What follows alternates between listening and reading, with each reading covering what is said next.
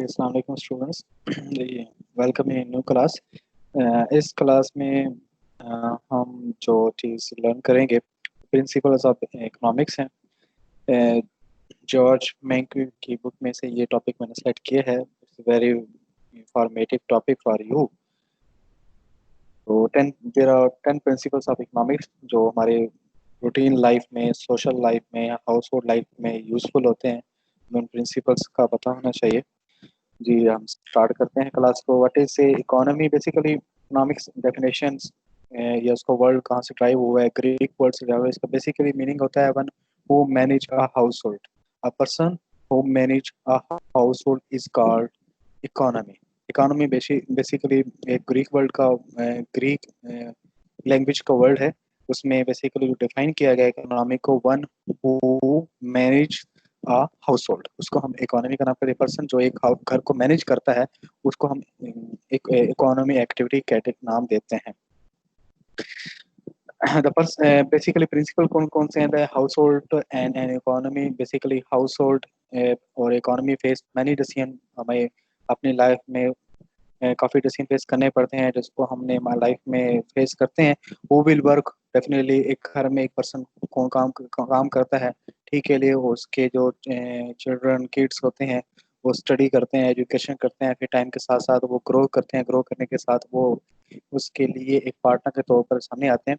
तो बेसिकली एक house hold में एक डेफिनेटली एक पर्सन होता है जो काम करता है, देन ही घर चलता है। अगर घर में कोई काम करने वाला ना हो तो एक घर के सिस्टम को चलाना मुश्किल हो जाता है। एक हाउस होल्ड सिस्टम को चलाने के लिए ज़रूरी है they are someone work for another. तो डेफिनेटली हमारी सोसाइटी में मोस्टली पेरेंट्स हमारे लिए काम करते हैं। What goods and how many of them should be produced? क्या चीज़ें और कितनी चीज़ें प्रोड्यूस करनी है, कितनी इनकम जनरेट करनी है जो एक घर के मंथ मंथ के बजट को चलाने के लिए ज़रूरी होती हैं। What resources should be used in production? अगर फैक्ट्री की तरफ बात करें तो फैक्ट्री में चीज़ें प्रोड्यूस करने के लिए हमें रिसोर्सेज की ज़रूरत होती है, जिसको बिजनेस लैंग्वेज में हम एसेट्स का नाम देते हैं। लैंड का होना ज़रूरी होता है, बिल्डिंग का होना ज़रूरी होता है, मशीनरी का होना ज़रूरी होता है, लेबर का होना ज़रूरी होता है, ट्रेन स्टाफ को होना ज़रूरी है, एक्सपर्ट का होना ज़रूरी होता है, डिज़ाइनर का होना ज़रूरी होता है, मार्केट का, एडमिन का। There are some many resources, ठीक है, जिसमें जिस चीज़ को प्रोड्यूस करने के लिए ज़रूरी होते हैं, फिर उसको सेल करने के लिए ज़रूरी होते हैं। ये डिसीजन करना होता है कि इकोनॉमिक एक्टिविटी में at what price should be goods be sold, किस प्राइस पे ऊपर चीज़ों को सेल करना है। ये एक इम्पोर्टेंट डिसीजन होता है बिजनेसमैन के लिए। तो ये हमारे प्रिंसिपल्स में आता है। फर्दर इसमें society and scarce resources. The management of society resources is important because resources are scarce. हर इंसान के पास महदूद वसाइल होते हैं। डेफिनेटली हर इंसान की अनलिमिटेड वांट्स होती हैं। अनलिमिटेड वांट्स को फुलफिल करने के रिसोर्सेज लिमिटेड होते हैं। लिमिटेड रिसोर्सेज से मैक्सिमम कितनी वांट्स फुलफिल की जाती हैं, ये डिसीजन आप एक इकोनॉमी एक्टिविटी में इन्वॉल्व होता है। Security mean the society has limited resources, definitely limited resources होते हैं and therefore cannot produce all the goods। हम एक टाइम के ऊपर सारी चीज़ें नहीं बना सकते, उसकी मैन्युफैक्चरिंग नहीं कर सकते सर्विसेज फील्ड पे। और हर एक टाइम के ऊपर हर तरह की सर्विस नहीं प्रोवाइड की जाती जो पीपल विश करते हैं। तो ये एक लाइफ का एक नेचर है, हमारी लाइफ का एक हिस्सा है कि हमारे पास विशेष बहुत ज़्यादा हैं, रिसोर्सेज बहुत कम है। तो उसको कैसे ऑप्टिमल लेवल के ऊपर आपने सेटिस्फाई करना है अपने आप को, ये डिसीजन इकोनॉमिक पॉलिसी का हिस्सा होता है। Economics is the study how society manage scarce resources. Basically, economics is the study how many society, एक सोसाइटी में एक हाउस होल्ड पर्सन, एक इंडिविजुअल पर्सन, एक बिजनेसमैन पर्सन, एक पार्टनरशिप के में जो मिलकर लोग काम करते हैं, एक इंडिविजुअल पर्सन जो एक शॉपकीपर होता है, एक हाउस होल्ड का पर्सन होता है, वो अपनी सोसाइटी में अपने लिमिटेड रिसोर्सेज को कैसे मैनेज करता है, इसी को हम इकोनॉमिक्स का नाम देते हैं। वो people make decision. Basically people face trade off. These are the decision. अभी प्रिंसिपल नेक्स्ट स्लाइड्स में, कमिंग स्लाइड्स में आएंगे। ये बेसिकली वो डिसीजन है जो हमें अपनी लाइफ में फेस करने पड़ते हैं, हम उनको भी डिस्कस कर रहे हैं। People face trade of. Definitely trade off क्या होता है? पीपल को डेफिनेटली एट ए टाइम एक चीज़ को हासिल करने के लिए एक चीज़ को इग्नोर करना पड़ता है, एक चीज़ को लेफ्ट करना पड़ता है। डेफिनेटली अगर एजुकेशन करनी है तो प्ले हम प्लेयर नहीं बन सकते, अगर प्लेयर बनना है तो हम एजुकेशन की तरफ नहीं आ सकते। Definitely they are different trade off. अगर आपने खाए अच्छे फूड खाना है तो डेफिनेटली आपके लिए क्लासेस के लिए सेक्रीफाई करना पड़ता है।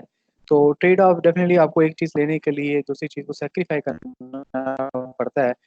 हर इंसान अपनी लाइफ में ऐसी सिचुएशन फेस करता है। The cost of something is what you give up to give up. Definitely एक कास्ट है जो आप किसी चीज़ को लेने के लिए आप डेफिनेटली देते हैं, तो राउंड ये में आप सर। होता है।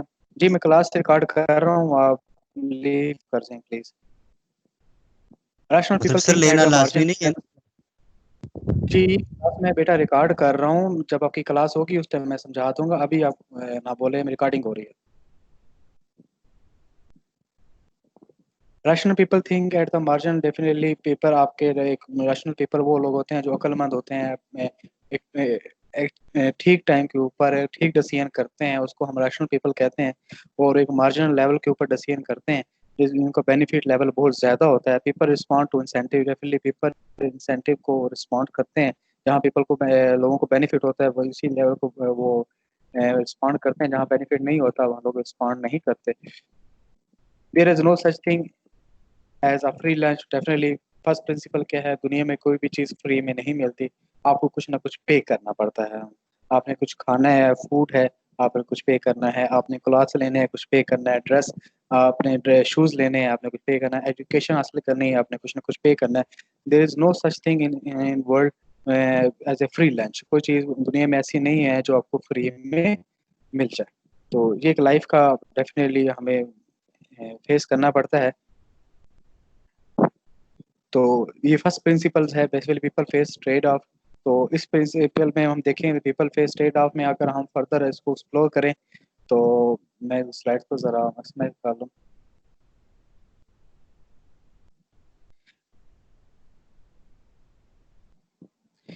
To get one thing we usually have to give up another thing. हमें कुछ चीज़ लेने के लिए कुछ देनी पड़ती है। Guns versus butter.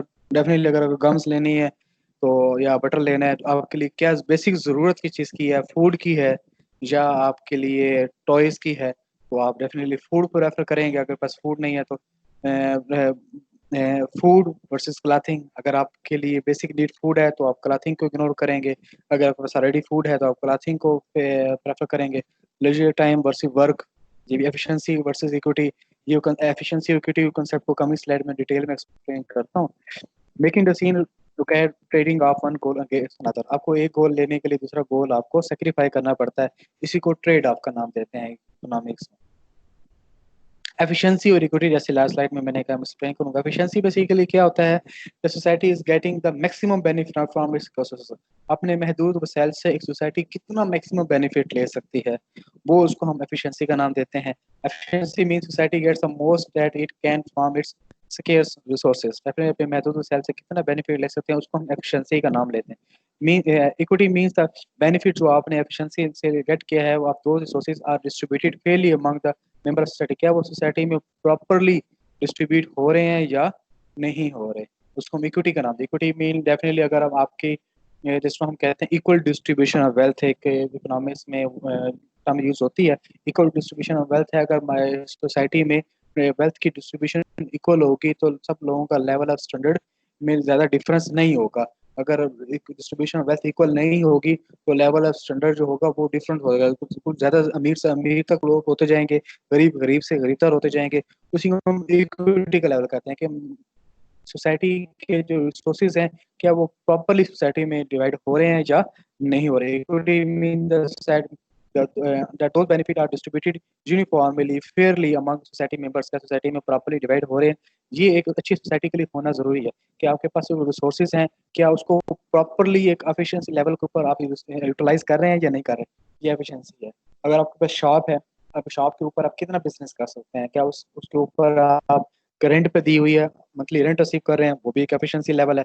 या आप खुद बिजनेस करते हैं, आप एक अच्छा बिजनेस करते हैं तो आप कितना बेनिफिट लेते हैं, या उस शॉप से आपने फर्दर उसको एक्सप्लोर करना है, उसकी स्टोरी बिल्ड करते हैं, या उसमें आप मल्टीपल बिजनेस की ऑप्शन लेकर आते हैं। ये efficiency level of your shop है, ठीक है। तो अब उसमें जो आप पैसा कमा रहे हैं क्या वो प्रॉपरली आपकी फैमिली में इक्वली डिस्ट्रीब्यूट हो रहा है या नहीं हो रहा। अगर फैमिली में प्रॉपर पैसा इक्वली डिस्ट्रीब्यूट ना हो तो कुछ फैमिली में लोग होते हैं जो ज़्यादा प्रोग्रेस कर जाते हैं, कुछ होते हैं जो पीछे रह जाते हैं। वो वेल्थ ऑफ डिस्ट्रीब्यूशन अगर प्रॉपरली डिवाइड नहीं होगी तो डेफिनेटली वो इक्विटी लेवल नहीं होगा हमारी सोसाइटी में, घर में। तो डेफिनेटली हमारी सोसाइटी प्रॉपरली वर्किंग नहीं कर सकती। ये people face trade of. Definitely ये फर्स्ट जो प्रिंसिपल है, पीपल फेस ट्रेड ऑफ। ये उसका कंसेप्ट है। उसमें ट्रेड ऑफ में डेफिनेटली आपने कुछ ना कुछ लेने के लिए कुछ ना कुछ सेक्रीफाई करना पड़ता है। जैसे लास्ट टाइम हमने basically food versus clothing, leisure time versus work, efficiency versus equity, guns versus butter. तो ये आपको सेक्रीफाई करना पड़ता है कुछ ना कुछ लेने के लिए। तो इसको हम फर्स्ट प्रिंसिपल ऑफ इकोनॉमिक्स का नाम देते हैं। Second principal, the cost of something is what you give up. एक कास्ट है किसी भी चीज की जो आप देते हैं, किस चीज के लिए देते हैं? To get something, to get it, कोई ना कोई चीज हासिल करने के लिए हम देते हैं। तो ये सेकंड प्रिंसिपल है। Decision require comparing cost and benefit of alternative. Cost and benefit के एनालिसिस के डसीएन को हम सेकंड प्रिंसिपल ऑफ इकोनॉमिक्स का नाम देते हैं। Whether to go to college और टू वर्क, या आप कॉलेज जाएं पढ़ने के लिए या काम करें, ये काम कर सकते हैं। ये तो नहीं सोचता एक टाइम के ऊपर शॉप के ऊपर भी काम करें, कॉलेज पे जाएं, इट्स नॉट पॉसिबल। तो आपने डिसाइड करना है कि आप कॉलेज जाकर स्टडी करके मार्क आप गवर्नमेंट जॉब करके या प्राइवेट जॉब करके ज़्यादा पैसा कमा सकते हैं, या कोई काम सीख के पैसा कमा सकते हैं।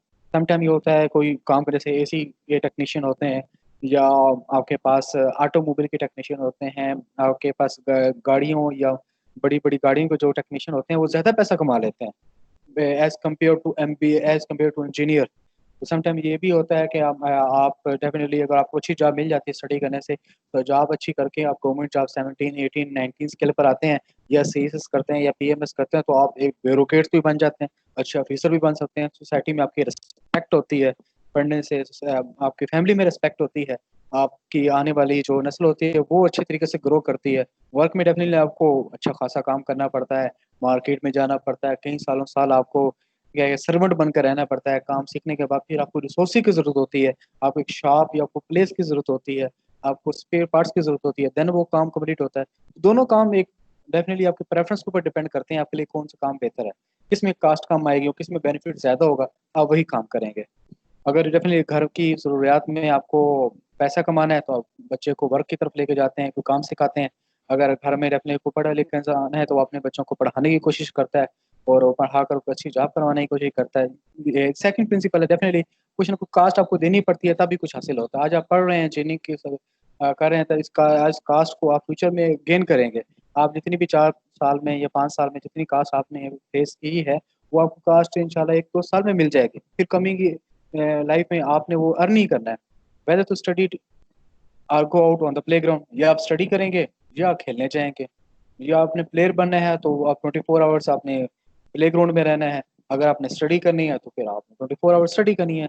तो डेफिनेटली आपको किस सिचुएशन में कास्ट का बेनिफिट होता है, कम कास्ट पे ज़्यादा बेनिफिट होता है, उस सिचुएशन में जाएंगे। Whether to go to class और स्लीप इन, या आप क्लास लेने जाएंगे या आप सो जाएंगे, ये काम करेंगे। तो अगर आप स्टूडेंट्स हैं, आपने अच्छे ग्रेड लेने हैं तो आप क्लास में जाएंगे। अगर आप नॉर्मल रूटीन में लाइफ में चल रहे हैं, आपके ग्रेड ऑलरेडी बुरे हैं या आपकी हैबिट नहीं है स्टडी की, तो आप सोने चले जाएंगे तो उसका रिजल्ट क्या होगा, आपके ग्रेड कम आएंगे। तो these are the basically decision of the economics. Second decision है द कास्ट ऑफ समथिंग। किसी भी चीज़ की कास्ट होती है is what you give up, जो आप देते हैं उसको किसी भी चीज़ हासिल करने के लिए। कुछ ना कुछ अगर हासिल करनी है, अगर कॉलेज जाके जाना है, आपने स्टडी करनी है, क्लास में जाना है, तो वो आपने किसी न किसी चीज़ को फ्यूचर में आपको हासिल होता है तो वो आप कास्ट पे उसको कास्ट अगर होती है तो आप ये opportunity cost of an item is what you give up to obtain the item. आप क्या अपॉर्चुनिटी कास्ट है, आपकी अपॉर्चुनिटी यहाँ कास्ट क्या है आपकी। अगर आप कॉलेज जाते हैं तो अपॉर्चुनिटी कास्ट क्या है, आपने काम को छोड़ दिया, आपने अपॉर्चुनिटी को छोड़ दिया, क्योंकि उस अपॉर्चुनिटी से ज़्यादा आपको कॉलेज जाने से ज़्यादा बेनिफिट है। आप प्ले ग्राउंड नहीं जाते, आपकी अपॉर्चुनिटी कास्ट प्ले ग्राउंड है तो आप स्टडी की तरफ जाते हैं तो स्टडी में आपको ज़्यादा अपॉर्चुनिटी मिल सकती है। आप क्लास में जाएंगे, स्लीप में सोने नहीं जाएंगे, तो यहाँ अपॉर्चुनिटी कास्ट क्या स्लीपिंग है ना कि आपने सोए नहीं है, उसने अपॉर्चुनिटी को ज़ाया किया, क्योंकि आपको क्लास में जाने से आपको ज़्यादा बेनिफिट होगा। तो यहाँ पर एग्जांपल लेते हैं, the cost of something is what you give up to get it. या आप जब किसी भी चीज़ की कास्ट है आपको क्या देती है किसी हासिल करने। और बस star choose to skip college. एक स्टार है, एक नेचुरल पर्सन है, इसकी बास्केटबॉल बहुत अच्छी है, क्रिकेटर है इसकी क्रिकेट बहुत अच्छी है, एक बैडमिंटन है बैडमिंटन बहुत अच्छी है, फुटबॉलर है और बहुत अच्छी है, तो वो क्या करता है वो कॉलेज को स्किप करता है and go straight from high school to cross. वो अपने हाई स्कूल से छोड़कर अपने ग्राउंड में जाता है, वे he has earn millions of dollar, वहां से वो करोड़ों कमाता है। जैसे बिल गेट्स का एग्जांपल है, वो आपके पास से एक हमारे फेसबुक का जो ओनर है, नाम नहीं याद आ रहा, उसकी एग्जांपल है, देर आर स्टूडेंट ओनली। उन्होंने अपनी क्लास में प्रोजेक्ट बनाया है, उस क्लास के प्रोजेक्ट से उन्होंने कंपनी स्टैब्लिश कर दी और दुनिया के वो अमीर 3 लोग हैं। बेसिकली हमारी पर्पस यही है ना, अपने लिविंग स्टैंडर्ड को बेहतर करना है, अपनी फैमिली के लिए पैसा कमाना है, अपने पेरेंट्स के लिए पैसा कमाना है, आने वाले जनरेशन के लिए पैसा कमाना है। यही हमारा लाइफ एक सिस्टम चला हुआ है इकोनॉमिक की जुबान में। तो अगर आप नेचुरल पर्सन हैं तो उस कास्ट को बेहतर से हासिल करने के लिए आप क्या करेंगे? आप डेफिनेटली स्ट्रेट फॉरवर्ड आप ग्राउंड में जाएंगे, कॉलेज में नहीं जाएंगे, आपको जहाँ बेनिफिट है। यहाँ पर एक एग्जाम्पल है, the cost of pizza and burger with price are the exact same. अगर प्राइस बर्गर इस पिज्जा की और बर्गर और प्लस प्राइस की सेम है तो आप क्या करेंगे? आप पर्सन है Ryan, choose to buy the burger with price. Burger उसने चूज किया है with price. The opportunity cost would be the enjoyment of cheese delicious pizza. उसने अपॉर्चुनिटी जो थी पिज्जा की वो इग्नोर की है, उसको इलेक्ट किया है। तो उसने सेलेक्ट किया है कि अब पिज्जा और बर्गर खाऊंगा। डेफिनेटली उसको जहाँ सेटिस्फेक्शन लेवल है उसको यहाँ ज्यादा नजर आया है। तो डेफिनेटली अगर आपके पास भी ऑप्शन हो तो अगर आपके पास एक एक आइटम के अगेंस्ट टू आइटम मिल रहे हो तो आप उसको प्रेफर करते हैं। तो भी कास्ट की एग्जांपल आपको बताइए, जैसे student is face with choice of either study for A final watch American story. एक स्टूडेंट है जो उसने चॉइस करना है कि उसने स्टडी करनी है या उसने मूवी देखनी है। We know but the right choice is, हम जानते हैं होगा the study choose watch American horror movie. ठीक है, जो स्टूडेंट्स का हम मूवी देखेंगे उनकी अपॉर्चुनिटी डेफिनेटली रिजल्ट है बैड ग्रेड, उसकी अपॉर्चुनिटी क्या होगी? बैड ग्रेड आएंगे on the final and overall courses. Final grade में उससे कम आएंगे, एफ आएगा या डी ग्रेड आएगा, सी आएगा। उसने अब अच्छी अपॉर्चुनिटी को नहीं गेन किया। तो ये भी एक आपकी कास्ट के एग्जांपल में थे। Number three, first principal trade off principal था, जिसमें हमने किसी चीज को हासिल करने के लिए किसी चीज को सेक्रीफाई करना पड़ता है। उसने एफिशिएंसी और स्केर्सी का मैंने एफिशिएंसी और इक्विटी का कंसेप्ट बताया। सेकंड प्रिंसिपल आपके मैंने बताया है कि जो अभी कंप्लीट किया है डेफिनेटली वो कास्ट का था आपके, the cost of something is what you give up to get it. अब किसी की कास्ट है जो कि हासिल करने के लिए आप देते हैं।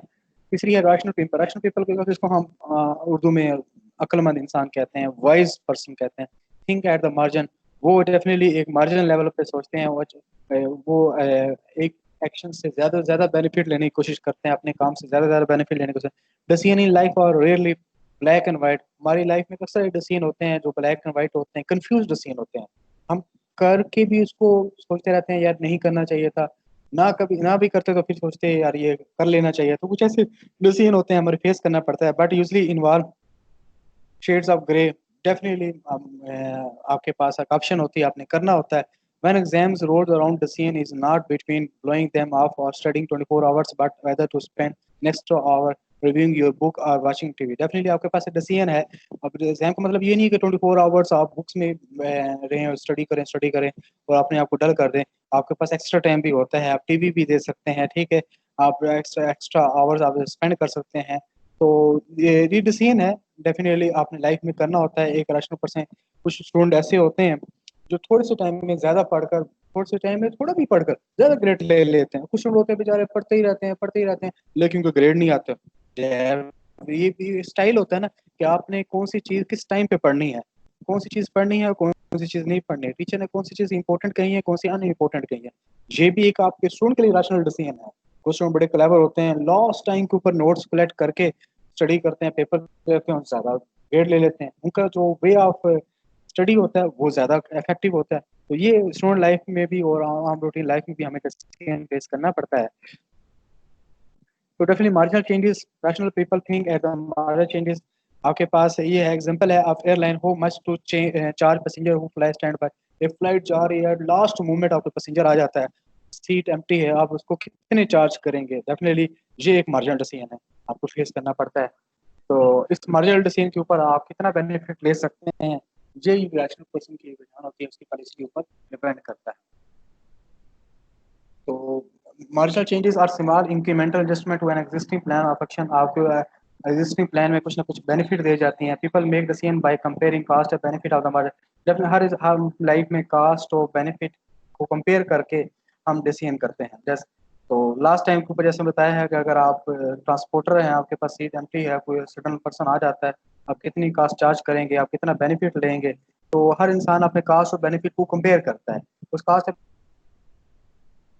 बेनिफिट में ज्यादा बेनिफिट लेंगे, जितना ज्यादा मार्जिन लेंगे, प्रॉफिट लेंगे, वही ऑपरेशनल पर्सन होगा। ये थर्ड प्रिंसिपल है, आपको अपने कास्ट से ज्यादा बेनिफिट लेना पड़ता है। People respond to incentive. Definitely लोग कहाँ रिस्पॉन्स करते हैं? डेफिनेटली जहाँ वहाँ रिस्पॉन्स करते हैं जहाँ से उसको बेनिफिट होता है। ठीक है, ये नंबर फोर प्रिंसिपल है, जहाँ बेनिफिट नहीं होगा आप रिस्पॉन्ड नहीं करेंगे, आप वो काम ही नहीं करेंगे। अगर आपको इंजीनियरिंग में कोई बेनिफिट ना होता तो आप एडमिशन ही ना लेते। आपको पता है इसका फ्यूचर ब्राइट है, मैकेनिकल इंजीनियरिंग का भी, सिविल इंजीनियरिंग का, इलेक्ट्रिकल का, कोई भी इंजीनियरिंग का स्टूडेंट होता है वो मार्केट में अच्छा अर्निंग कर लेता है। उसके फ्यूचर इंटरनेशनल आपके बेनिफिट ज़्यादा होते हैं, आप बाहर जाकर आप पैसा कमा सकते हैं। इंसेंटिव है तो आपने एडमिशन लिया ना, अपने स्पॉन्ड के। आप अगर अगर आप डेफिनेटली एफ ए बी ए में जाते हैं तो आपको उस लेवल का बेनिफिट ना होता जितना आप इंजीनियरिंग में होना है। तो डेफिनेटली ये इंसेंटिव की वजह से ही हम डिसीजन लेते हैं। Paper respond incentive, paper profit की तरफ रिस्पॉन्ड करता है, अदरवाइज लोग रिस्पॉन्ड नहीं करते। Incentive change the cost and benefit that people face.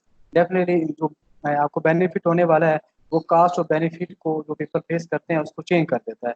Marginal changes in cost और benefit motivate people to respond. Definitely जो हमारी मार्जिनल चेंज होती है कास्ट में, एक कास्ट में थोड़ी सी एक एडिशनल कास्ट अकर हो रही है तो हम उसको भी फेस करते हैं क्योंकि हमें बेनिफिट हो रहा है। ठीक है, उसको मार्जिनल चेंजेस इन कास्ट कहते हैं। अगर कास्ट आपके पास किसी भी आइटम की $100 है, आपको 110 पे करनी पड़ी है, लेकिन आपको बेनिफिट ज्यादा हो रहा है इसलिए आप 110 भी पे कर देंगे, 100 की चीज 110 में भी दे देंगे। उसको मार्जिनल चेंजेस इन कास्ट कहते हैं। बेनिफिट हो रहा है, motivate to people on the decision to choose one alternative over another occur when the alternative marginal benefit exceeds marginal cost। Definitely जब आपको किसी चीज का मार्जिनल बेनिफिट आप किसी कास्ट से ज्यादा होगा तो आप अल्टरनेट की तरफ जाते हैं। ठीक है, आपने गाड़ी परचेज करनी है, 10 लाख की गाड़ी है, आप न्यू बाई करने हैं या सेकेंड हैंड बाई करनी है, जिस गाड़ी में आपको ज्यादा बेनिफिट होगा आप वही गाड़ी परचेज करेंगे। और जिस गाड़ी में डेफिनेटली आपने फैमिली को भी देखना है, नंबर ऑफ फैमिली मेंबर्स देखने हैं, आपने ट्रैवलिंग को देखना है, आपने सिटी में ट्रैवलिंग करनी है, लॉन्ग ट्रैवलिंग करनी है, तो आप सब फैक्टर्स को देखते हुए आप अल्टरनेट सेलेक्ट करते हैं जहां पर आपको लो मार्जिनल कास्ट के ऊपर हाई मार्जिनल बेनिफिट होता है। Consider public policy regarding auto safety. Definitely हमारी जो पब्लिक पॉलिसी है वो इसका हिस्सा होती है। वो पीपल इंटरेक्ट, ये नेक्स्ट हमारे पास है, वो people interact with each other. Definitely trade can make everyone better of. Definitely तो आप पेपर आपस में इंटरेक्ट करते हैं वो डेफिनेटली वो बेहतर से बेहतरीन के लिए इंटरेक्ट करते हैं। हम आप एक दूसरे से रिलेशनशिप होते हैं, हमारे पर्सनल इंटरेस्ट के लिए होते हैं, किसी न किसी बेनिफिट के लिए हम आपस में रिलेशनशिप बनाते हैं। बिजनेसमैन हमेशा रिलेशनशिप बेनिफिट के लिए बनाता है। वो किसी से बात भी करता है तो बेनिफिट होता है तो वो बात करता है, तो अच्छा टाइम वो कंज्यूम नहीं करता। जिस पर्सन के साथ उसको बेनिफिट नहीं है वो उसको डेफिनेटली इंटरेक्शन ही नहीं होती। Market are usually good way to organize economic activity. एक मार्केट एक प्लेस होती है जब बाहर बायर और सेलर्स होते हैं। उस बायर या सेलर्स के ऊपर एक बेस्ट प्लेस है, हम अपनी इकोनॉमिक एक्टिविटी को प्रॉपरली मैनेज कर सकते हैं। उसके रूल्स एंड रेगुलेशन गवर्नमेंट बनाती है, उसकी कॉर्पोरेट बॉडीज होती हैं, उसकी लोकल गवर्नमेंट्स होती हैं, लोकल गवर्नमेंट की बॉडी होती हैं, उसके डिसीजन करती हैं, उसको इन्फ्लुएंस करती हैं। तो मार्केट एक ऐसा फैक्टर है जो यहाँ पर लोग आपस में बातचीत करते हैं और अपने बिजनेस को प्रॉपरली मैनेज करते हैं। Governments can something improve economic outcomes. Governments definitely outcomes को इम्प्रूव कर सकती है। नंबर 5 प्रिंसिपल्स है definitely trade can make everyone better of. ठीक है, जो तजारत है डेफिनेटली अगर ट्रेड है कैन मेक एवरीवन, तो आप बिजनेस करेंगे तो again, आप एवरीवन आप बेहतर से बेहतर की तरफ जाएंगे, बेटर ऑफ बेटरमेंट पोजीशन की तरफ आप चलते जाएंगे। People gain from their ability to trade with one another. लोग बेनिफिट हासिल करते हैं एक दूसरों से जब वो तजारत करते हैं। Competition result in gain from trading. Competition एक एक्शन है जो मार्केट में अवेलेबल होता है। एक चीज को बनाने के लिए, एक चीज को सेल करने के लिए मल्टीपल शॉपकीपर होते हैं, मल्टीपल डिस्ट्रीब्यूटर्स होते हैं, मल्टीपल रिटेलर्स होते हैं, मल्टीपल फैक्ट्रीज होती हैं। वो उस कंपटीशन के ऊपर डेफिनेटली कंपटीशन नहीं होगा तो मार्केट में प्राइस नहीं कंट्रोल होगी। अगर इंडिविजुअलिज्म होगा, एक चीज को बनाने वाला एक ही पर्सन होगा, वो अपनी मर्जी से प्राइस सेट करेगा तो प्रॉब्लम होगी। जैसे पाकिस्तान में वापडा है, ये water and power development authority है, और पाकिस्तान की जो गवर्नमेंट है इसको प्राइवेटाइज नहीं कर सकती क्योंकि ये गवर्नमेंट की फैसिलिटी है लो कास्ट के ऊपर इलेक्ट्रिसिटी प्रोवाइड करना। अगर मार्केट में उसको पब्लिक कर देगी, मार्केट मार्केट में उसको प्राइवेटाइज करेगी, प्राइवेट सेक्टर आएगा, प्राइवेट सेक्टर जब आएगा वो अपनी प्राइस डिटरमिन करेगा, प्राइस के ऊपर हाई प्राइस होगी जो हमारे पॉपुलेशन के ऊपर रॉन्ग इम्पैक्ट देगी। हमारे आम आदमी जो है उसका जो बिल जो है वो बहुत ज्यादा आएगा। इसी तरह जो स्कूल्स हैं, गवर्नमेंट स्कूल है उसको गवर्नमेंट प्राइवेटाइज नहीं कर सकती, कॉलेजेस हैं, यूनिवर्सिटीज हैं, ये इसलिए बनाया गया है कि लोगों को लो कास्ट के ऊपर हाई बेनिफिट दिया जाए। ये गवर्नमेंट की रिस्पॉन्सिबिलिटी होती है। तो डेफिनेटली कंपटीशन कुछ चीज़ों के लिए जरूरी होता है, लेकिन कुछ चीज़ ऐसी होती हैं जो गवर्नमेंट की रिस्पॉन्सिबिलिटी होती हैं, उसमें कंपटीशन नहीं होता। Trade allow people to specialise in what they best. Basically तजारत ही लोगों को एक अलाउ करती है कि वो जो उनके पास बेस्ट से बेस्ट एबिलिटी है उसको परफॉर्म करें consider how trade affect your family, आपकी तजारत आपका बिजनेस आपकी फैमिली में कितना इफेक्ट कर सकता है। ये डेफिनेटली हमारा 5 प्रिंसिपल है। Number 5। Number 6, market are usually a good way to organize economic activity. जैसे मार्केट मैंने बताया एक प्लेस है जहाँ पर बायर और सेलर्स होते हैं। इस बायर एंड सेलर्स की मार्केट को हम रेगुलेट किया होता है। गवर्नमेंट ने इसको ऊपर मॉनिटर करने के लिए लोकल बॉडी होती है, लोकल गवर्नमेंट होती है, ऑफिसर्स होते हैं जो उस मार्केट को देखते हैं। मार्केट एक प्लेस है जो गवर्नमेंट ने प्रोवाइड की है किस चीज़ के लिए, हमारी इकोनॉमिक एक्टिविटी को प्रॉपरली परफॉर्म करने के लिए। मार्केट जैसे में आजकल आपने पेट्रोल की देखिए प्रॉब्लम देखी है, थोड़ी सी उसकी सप्लाई कम हुई है, मार्केट पूरी हमारा सोसाइटी डिस्टर्ब हो गई है। इसी से पहले आपने डॉलर की प्राइस देखी थी 110 120, तो अब 160 से ऊपर ही है। That's a problem. मार्केट की एक्टिविटीज है ना जो प्रॉपरली अगर मैनेज नहीं की जाएंगी तो वो प्रॉब्लम क्रिएट करेंगी। तो मार्केट को मैनेज किसने करना है, गवर्नमेंट ने करना है। Market economy is an economy that allocate resources, resources allocate किया through decentralised scene. Decentralised scene होता है क्या, हर शॉपकीपर, हर इंडिविजुअल, हर हाउस होल्ड पर्सन अपना डिसीजन खुद करे। डिसेंट्रलाइज इसको कहते हैं। एक होता है सेंट्रलाइज। सेंट्रलाइज ये कहते हैं कि जिसकी डिसीजन पावर एक पर्सन के पास होती है, मतलब एक पूरी मार्केट का डिसीजन जब एक पर्सन करता है तो सेंट्रलाइज कहते हैं। अगर मार्केट के डिसीजन हर शॉपकीपर अपना डिसीजन खुद कर सकता है, उसने कौन सी चीज सेल करनी है, अपनी शॉप को कैसे स्टेब्लिश करना है, मैन्युफैक्चरिंग करनी है, किस प्राइस पे सेल करनी है, मार्केट में कंपटीशन क्या है, ये डिसेंट्रलाइज डिसीजन है कि अपने डिसीजन को खुद कर रहा है। कुछ डिसीजन होते हैं जो स्टेट लेवल के डिसीजन होते हैं वो सेंट्रलाइज ही रहते हैं, जैसे गवर्नमेंट के डिसीजन होते हैं। जैसे पब्लिकेशन ऑफ हमारी करेंसी है, और करेंसी को जितना हमने पब्लिश करना है। Of many firms and household as they interact in market for goods and service. तो अपनी अशिया और खिदमात के लिए जब एक हाउस होल्ड पर्सन आपस में इंटरेक्ट करते हैं और खुद डिसीजन करते हैं तो डिसेंट्रलाइज डिसीजन कहते हैं। इसको मार्केट इकोनॉमी की डेफिनेशन कहा जाता है। Household decide what to buy. एक हाउस होल्ड पर्सन होता है जिसने डिसाइड करना उसने क्या खरीदना है, and who to work for, किसके लिए काम करना है। एक हाउस होल्ड पर्सन आपने 5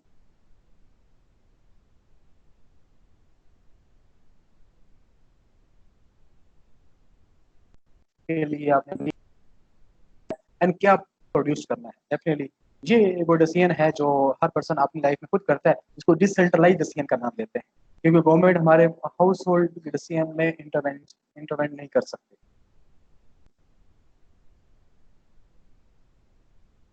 Furthermore, Adam Smith made the observation that household and firms interacting in market act as if guided by an invisible hand. Definitely, Adam Smith ने observe किया है कि हाउस होल्ड वो फर्म्स होती हैं आपस में इंटरेक्ट करती हैं मार्केट में, डेफिनेटली उनको बेनिफिट होता है। इंटरेक्शन तभी होती है ना, because household and firm look at price when they deciding what to buy and sell. वो प्राइस को देखते हैं, लो प्राइस को बाय करने की कोशिश करते हैं। They only take into account the social cost of their action. तो देयर सम कोई एक्स्ट्रा फैक्टर्स भी होते हैं, आउटसोर्स फैक्टर्स भी होते हैं जो सडन मार्केट के ऊपर परफॉर्म मार्केट को इफेक्ट करते हैं। जैसे पोल्यूशन है, या आपके पास अर्थक्वेक आ जाता है, ये फैक्टर्स है, अननोन फैक्टर्स है, किसी भी टाइम वो आपको इफेक्ट कर सकता है। इसी तरह आपके ऊपर वेदर का फैक्टर्स है, आपका मौसम खराब होता है तो आपका बिजनेस डिस्टर्ब होता है, कुछ लोगों का बिजनेस ग्रो भी करता है उन दिनों में, फुल वेदर के मुताबिक लोग बिजनेस करते हैं। तो ये फैक्टर्स हैं डेफिनेटली जो हाउस होल्ड और फर्म्स को आपस में इंटरेक्ट करते हैं अपने बेनिफिट के लिए। As a result price guide decision maker to reach outcome that tend to maximize the welfare of society as a whole. Definitely एक सोसाइटी के लिए, होल सोसाइटी के लिए मैक्सिमाइज करने के लिए हम ये काम करते हैं ताकि हम ओवरऑल सोसाइटी का बेनिफिट हो।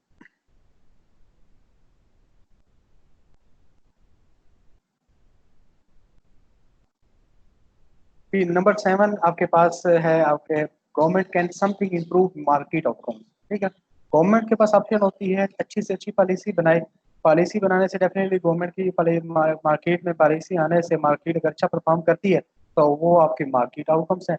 जैसे आप सुनते हैं कि पाकिस्तान के स्टॉक एक्सचेंज कभी अप जा रही कभी डाउन जा रही है। ठीक है, जैसे ही स्टेट लेवल के डिसीजन आते हैं, जैसे आज मैं सुन रहा था कि गवर्नमेंट ने अनाउंस किया कि वो स्मार्ट लॉकडाउन रखने जा रही है, जहाँ जाकर कोविड 19 होगा वहां उसको लॉक कर दिया जाएगा। ये डिसीजन पूरी सोसाइटी को ऊपर इम्पैक्ट करते हैं, मार्केट को भी इम्पैक्ट करते हैं। मार्केट को डाउन नहीं, आपको याद होगा इससे पहले गवर्नमेंट ने मार्केट ओपन कर दी है ताकि बिजनेस हो। मार्केट में बिजनेस होगा तो लोगों को बेनिफिट होगा, एक लो लेवल से लेकर हाई लेवल के आदमी को बेनिफिट होगा। 3 से 4 दिनों में इतना बिजनेस होता है जो पिछले 3-4 माह में नहीं होता। तो गवर्नमेंट ने डेफिनेटली पॉलिसी होती है, वो मार्केट को इम्प्रूव करने के लिए पॉलिसी बनाती है। गवर्नमेंट ने सबको देखना होता है, एक वो आदमी भी होता है जो अपने साइकिल के ऊपर चीजें सेल करता है, वो आदमी जो रेडी के ऊपर चीजें सेल करता है, वो आदमी जो किसी शॉप के आगे बैठ के चीजें सेल करता है, जो रेंट पे काम करता है, जो दिहाड़ीदार आदमी होता है, उसको भी इम्प्रूव करना है। वो शॉपकीपर भी गवर्नमेंट ने, जो बिजनेसमैन है उसको भी खैर रखना है, बिजनेसमैन से टैक्स कलेक्ट होता है और टैक्स कलेक्ट से कंट्री चलती है। तो ये गवर्नमेंट की जो डेफिनेटली इंप्रूव कर सकती है अपनी पॉलिसी से मार्केट, और market failure occur when the market fail to allocate sources, अगर प्रॉपर्ली सोर्सेज एलोकेट नहीं किए जाएंगे मार्केट फेल हो जाएगी, जैसे कोविड-19 की है। अगर आपके बलूचिस्तान में प्रॉपरली फैसिलिटी नहीं दी जाएंगी हेल्थ की, तो लोगों को क्या प्रॉब्लम फेस होंगी, बेड नहीं होंगे, ऑक्सीजन नहीं होगी, तो वेंटिलेटर नहीं होंगे, तो प्रॉब्लम क्रिएट होगी। ये गवर्नमेंट का काम है अपने रिसोर्सेज को इक्वली डिवाइड करे, जितने भी प्रोविंसेस है उसकी पॉपुलेशन के मुताबिक, उसकी एरिया के मुताबिक, उसकी नीड के मुताबिक उसको प्रॉपरली एलोकेट करे। ये एलोकेट रिसोर्सेज होता है जो आजकल हम फेस कर रहे हैं। इसको अगर मार्केट के लिए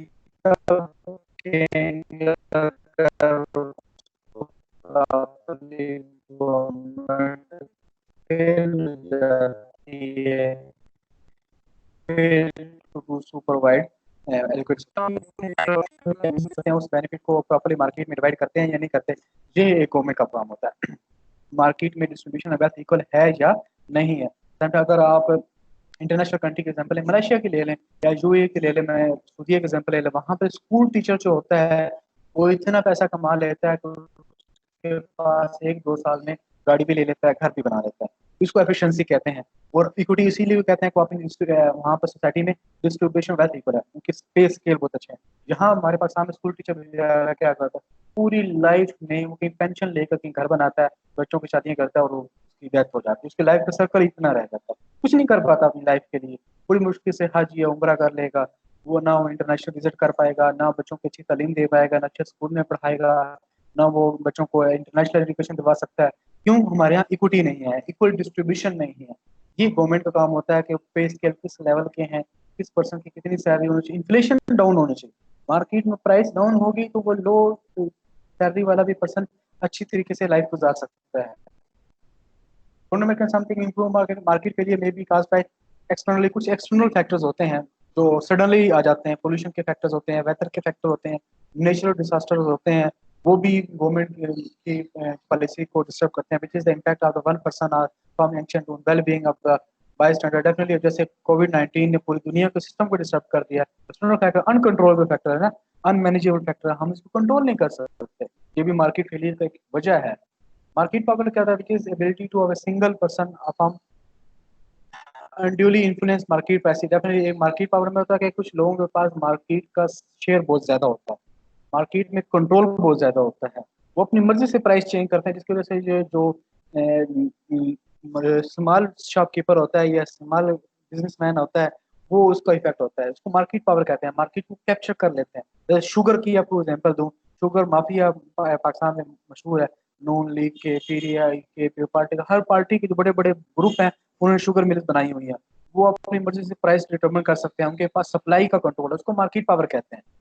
उसको कैसे रिड्यूस किया सकता है? गवर्नमेंट रिड्यूस कर सकती है। जैसे अब उन्होंने रिसर्च की, उनको पता चला है कौन कौन से लोग हैं जिन्होंने जानबूझकर अरबों रुपए कमाए हैं, तो ये मार्केट पावर को रिड्यूस करना गवर्नमेंट का काम है ताकि मार्केट एफिशिएंसी वर्किंग करे। The force and trends that affect how the economic as a whole work।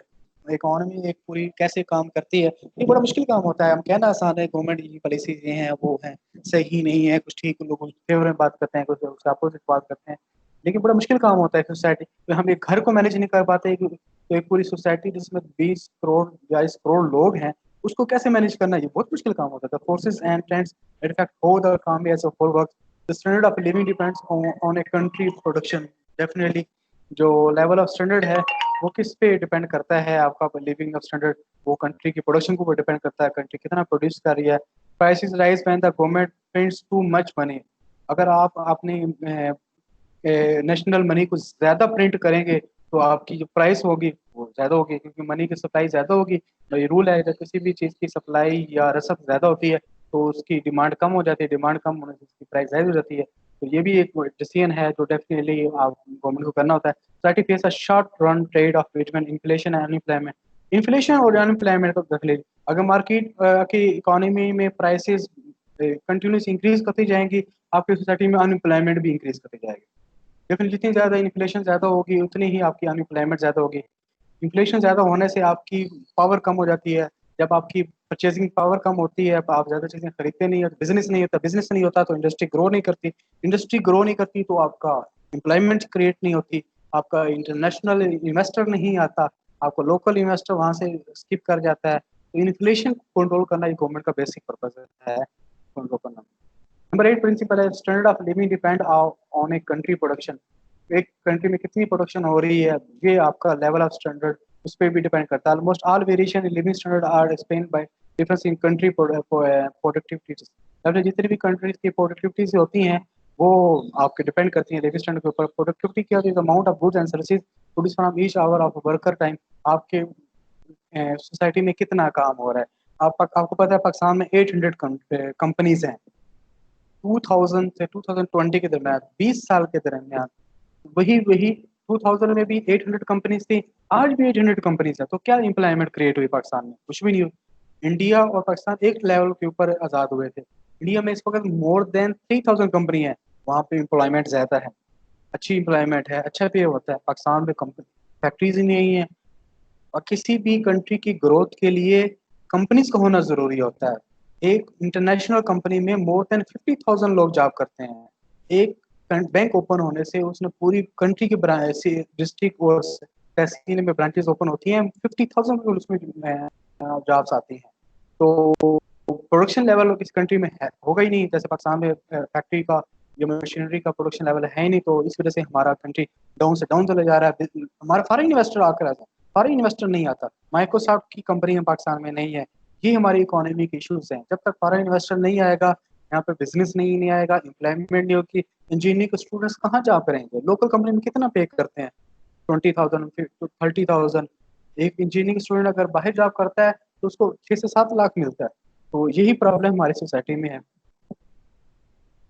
Standard of living में be measured in different ways by comparing personal income. हम एक पर्सनल इनकम कितनी है वो भी एक लेवल ऑफ स्टैंडर्ड हमारे स्टैंडर्ड ऑफ लिविंग को मेजर करने का वे है कि घर की आमदनी कितनी है, उसका उसी लिहाज से उसका स्टैंडर्ड होगा। By comparing the total market value of national production, आपकी टोटल नेशनल प्रोडक्शन कितनी है, ये भी एक स्टैंडर्ड है। Number 9 price rise when the government spends too much money. जब ये एक बहुत इंपॉर्टेंट डिसीजन होता है कि गवर्नमेंट अपनी कंट्री की करेंसी को प्रिंट कितना करना है। मुझे सीधा याद है स्टेट बैंक ऑफ पाकिस्तान के जो प्रोफेसर हैं उनसे मेरी मीटिंग हुई थी, तो उन्होंने बताया था कि एक टाइम के ऊपर जब हम नोट्स प्रिंट्स करते हैं तो दूसरे दिन उसका इफेक्ट आ जाता है। ठीक है, अब आपको नीड कितनी है उसके मुताबिक आपने प्रिंट्स करने हैं, और अपनी करेंसी को स्टेबल कैसे करना है इंटरनेशनल करेंसी के मुताबिक। एक्सचेंज रेट कितना बेहतर होगा। 2000 में डॉलर अंडर 50 था, 20 साल में वो जनाब वो 3 टाइम इंक्रीज कर गया है। लेकिन किसी और कंट्री में इस लेवल इंक्रीज नहीं करता। पाकिस्तान में ये इश्यूज है। 120 से 160 170 हो गया। अब जितना हमारे डॉलर की प्राइस ज्यादा होगी, इंपोर्ट उतनी ही महंगी होगी। जितनी इंपोर्ट महंगी होगी, मार्केट में टैक्सेस वगैरह डालकर वो चीज़ उतनी ही महंगी हमें मिलेगी, तो जिसकी वजह से इन्फ्लेशन ज्यादा हो जाती है। इन्फ्लेशन कैसे ज्यादा होती है? जब प्राइस आपकी करेंसी कंट्रोल में नहीं होती। Inflation is an increase in the overall level of price in the economy. One cause of inflation is a growth in the quantity of money. एक money की quantity भी factor है। When the government create large quantity of money, the value of money falls. तो आपकी जो money की value है वो down हो जाती है जब ज़्यादा produce करते हैं। Last principle आपके पास है society faces a short term trade off between inflation and employment. Definitely ये एक basic principle है। जितनी inflation कम होगी, employment unemployment डेफिनेटली ही आपकी डेफिनेटली वो अपोजिट रिवर्स करेगी, आपकी खत्म होगी।